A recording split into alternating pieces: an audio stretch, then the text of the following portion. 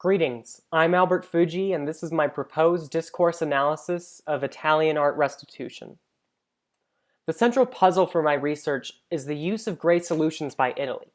Now, what these gray solutions are instances when traditional legal pathways, such as suing for restitution in court, have been bypassed to use intricate museum loan programs as some kind of leverage for restitution.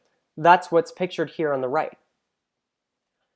My literature review for this research has three primary schools of thought. First, economics. So what are the theories behind free trade?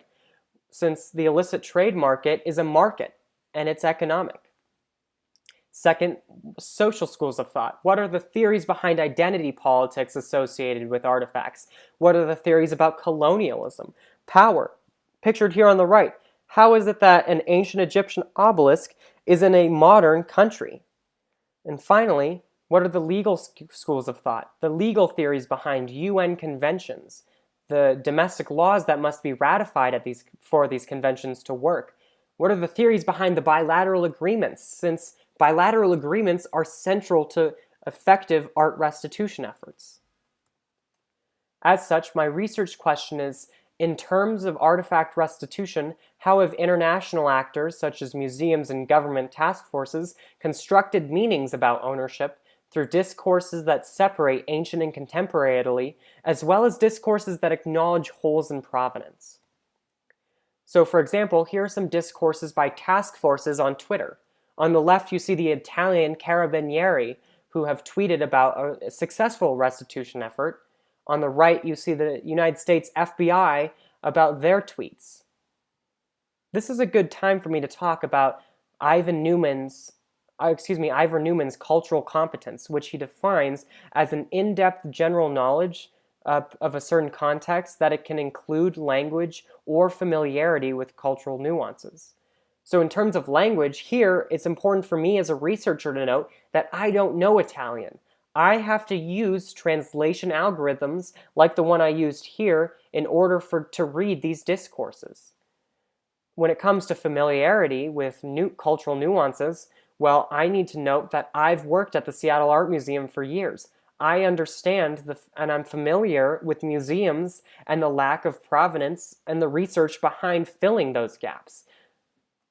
When it comes to reflexivity, which Schwartz, Shea, and Yano define as a systematic consideration of a researcher's characteristics, well, I need to be transparent the fact that, well, I worked at a museum, but I'm also a U.S. citizen. I go to a private university. I have a passion for history. I've studied history. Those are important parts of my identity that I need to tell my audience. Schwartz, Shea, and Yano also talk about trustworthiness. They give four central facets: bottom-up development, reliance of a researcher, relevance, ability to improvise, and data co-generation. So I need to make sure that I'm transparent in answering all four of those questions so that my research is trustworthy. Here are some official online discourses by task forces. On the left there is the official website of the Carabinieri, and on the right is the official website of the FBI. Now this gets us to discourses by museums. Here's the British Museum, and if you look at the bottom of this artifact in the picture, there's no provenance given. So that's important to tell me as a researcher that they're not using provenance as a facet to make meanings about ownership. Furthermore, there's text on this website. Here's a great quote, that the museum and the collection is there to benefit citizens of Great Britain, not Italian citizens, not global citizens, just British citizens. Now, according to the methodology matrix, text for discourses is broadly defined. It can include images. So look here at this picture of this artifact. It's not in its original context. It's not in the Italian villa. It's not in Italy at all. It's pictured in the British Museum, taken at the British Museum. So that's an important image to play into my discourse. On the contrary, here's an Italian museum's website with an Italian artifact.